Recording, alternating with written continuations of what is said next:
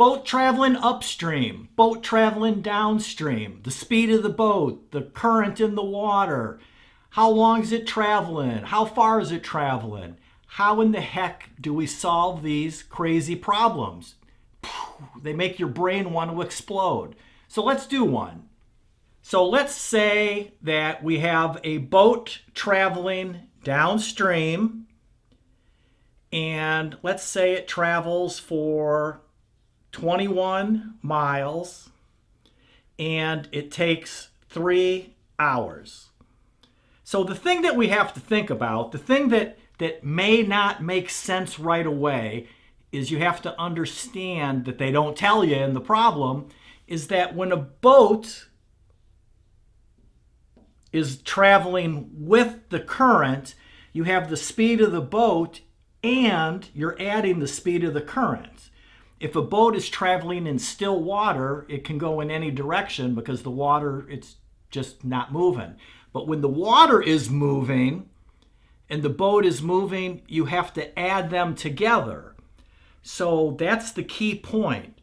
So if we have the D, and I'll put a little d here for downstream, that's going to equal the rate of speed.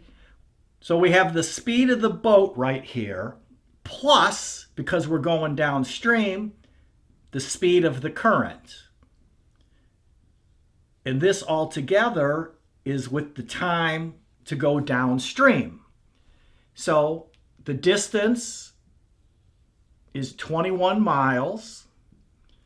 And the speed of the boat plus the speed of the current, and our time is 3 hours. So this is for the boat going down the stream. So let's say that it takes 7 hours when the boat is going upstream, that it takes 7 hours. So when we go back, so for upstream, so we've got the distance upstream because the boat is going back. Now we have the speed of the boat minus, subtract the speed of the current, because as the boat is going up, the water's going the other way, so we have to take it away, as we would say, as subtract. And it takes us 7 hours to go back. So now we have two equations here. The thing is, we say in the problem that's kind of sneaky, they don't tell you how far they're traveling, but they say they're returning, to where they went to. So the distance is actually going to be the same number.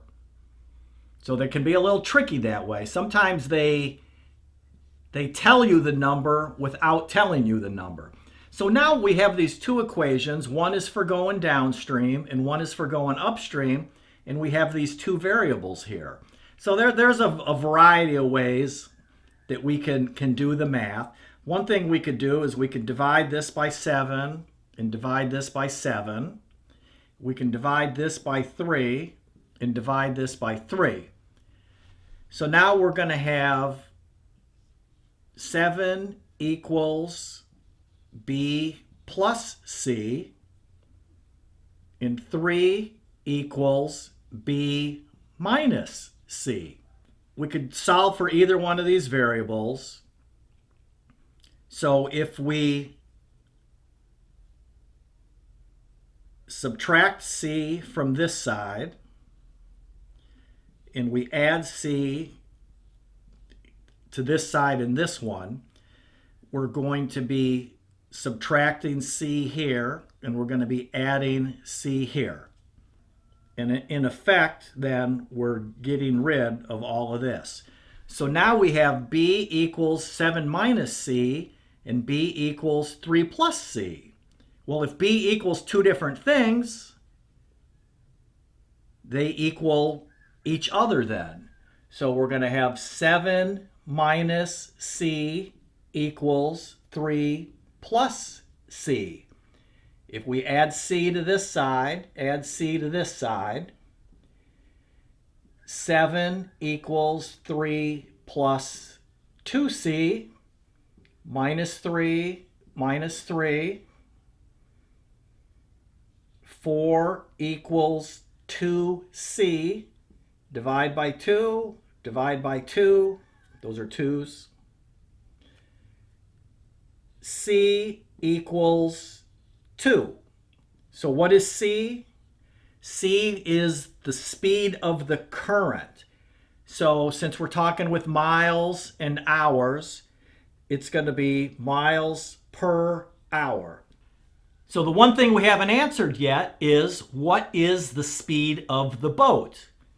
Well, we can use any of these equations here. So if we use, like, say, this equation here, is the speed of the boat equals 7 minus c. Well, we know c is 2.